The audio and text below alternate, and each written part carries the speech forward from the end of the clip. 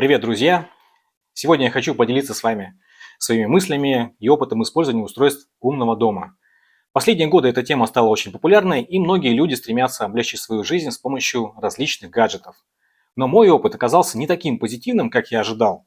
И в этом видео я расскажу о том, почему я разочаровался в этих устройствах и с какими проблемами столкнулся. Надеюсь, что мой опыт поможет вам избежать ошибок и сделать осознанный выбор при покупке устройств для вашего умного дома. Давайте начнем.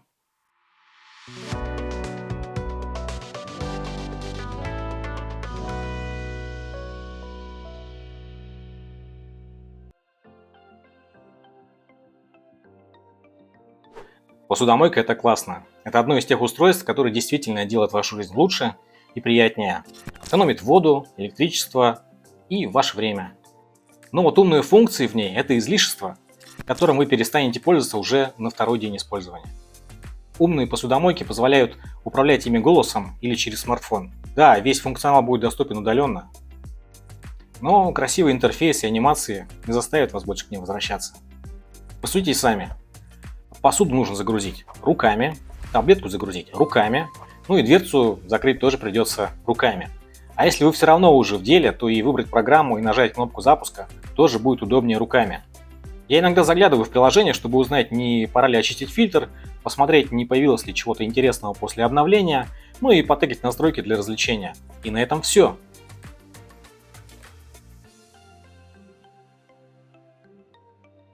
Нужны ли выключатели в умном доме?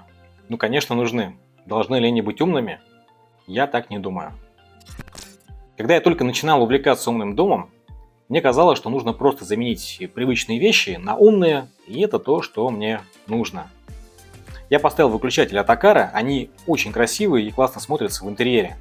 Было прикольно, когда свет включался и выключался по датчикам или через Алису, но такой подход сильно ограничивает в сценариях использования. По сути, вы имеете только два состояния – включено и выключено. Есть напряжение на линии или нет. А свет – такая штука, которой хочется управлять в зависимости от ситуации. Например, холодный яркий свет утром и теплый приглушенный свет вечером. Для этих целей гораздо лучше использовать умные светильники и лампочки, а выключатель иметь обычный. Это позволит вам, во-первых, выключить весь свет на время отъезда в отпуск, а во-вторых, иметь возможность перезагрузить светильник, если он отвалился от Wi-Fi сети. Ну а еще реле внутри выключателей очень громко щелкает, и это раздражает.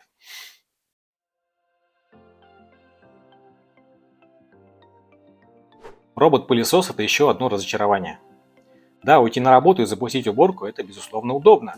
Приходишь домой, а к твоим ногам ничего не липнет. Ну разве это не сказка? О, это чудесно. Но при этом нужно позаботиться о безбарьерной среде для этого помощника. Расставить мебель так, чтобы пылесос смог проехать. Скрутить коврики с длинным ворсом, чтобы пылесос в них не застрял. И при этом этот умник не может убираться в углах и не заезжает в некоторые участки комнаты. Вам все равно будет нужен обычный ручной пылесос для уборки. Робот-пылесос его не заменит. В общем, все пылесосы, которые не могут строить карту помещения и не имеют лидара на борту, бесполезные игрушки. Забавные, говорящие и катающиеся по полу игрушки. Я бы советовал присмотреться к ручным беспроводным пылесосам. Это, пожалуй, будет лучшим решением для дома вот прямо сейчас. Самым актуальным.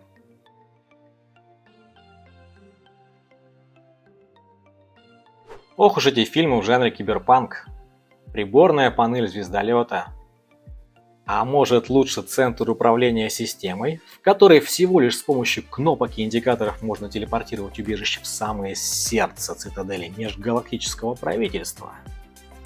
Звучит романтично, не так ли? Эта комната исключительно для телепортации всей цитадели в другое место с помощью лишь кнопок и индикаторов. Да, в таком случае хреново, что все так спроектировали, не так ли? Вы проектируете умный дом для того, чтобы жать на кнопки руками? Серьезно? Вы оператор ЭВМ или кто вообще? Меня очень удивляет, когда в продаже появляются панели. Я искренне не понимаю, зачем это нужно. Вы буквально превращаетесь в дворецкого, который контролирует параметры дома, постоянно мечется в прихожую, по какой-то неведомой причине почему-то принято размещать панели именно там, и жмет на индикаторы с помощью мускульной силы. Разве для этого вы были рождены? Да, может быть удобно знать погоду перед выходом, быть в курсе, который сейчас час, и подглядывать через камеры за соседями в подъезде. Но и для этого есть гораздо более удобное устройство, которое постоянно с вами. Ваш смартфон.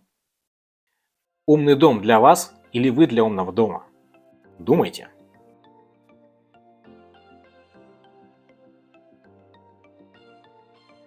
Пульт больше не нужен. Буду командовать телевизор голосом, как в фантастическом фильме. Ну чё, ящик, давай просвещай на оплачен. Пусть искусственный интеллект мои приказы выполняет. Должны робот вкалывать, а не человек. Узнали? Согласны? На первый взгляд это кажется очень удобным. На деле же вы постоянно конкурируете со звуком из телевизора. Он вас или не слышит, или слышит частично, или слышит что-то совсем не то. И вот вы сидите и пытаетесь его вразумить разнообразными фразами, нервничаете. Команда выполняется медленно, нужно время на распознавание, потом время на выполнение. А если с вами в комнате другие люди, и они разговаривают, то это тоже создает трудности. Для корректной работы вам буквально нужно попросить всех вокруг заткнуться и замьютить телевизор. И после этого отдать голосовую команду. Да, технологии постоянно совершенствуются, но я считаю, что она не будет популярна. Никогда. Голосовой интерфейс управления реально очень неудобный. В моей колонке есть возможность управлять телевизором, но я вообще не пользуюсь этой функцией. Единственное, что удобно, это в поиске YouTube делать запросы через микрофон пульта.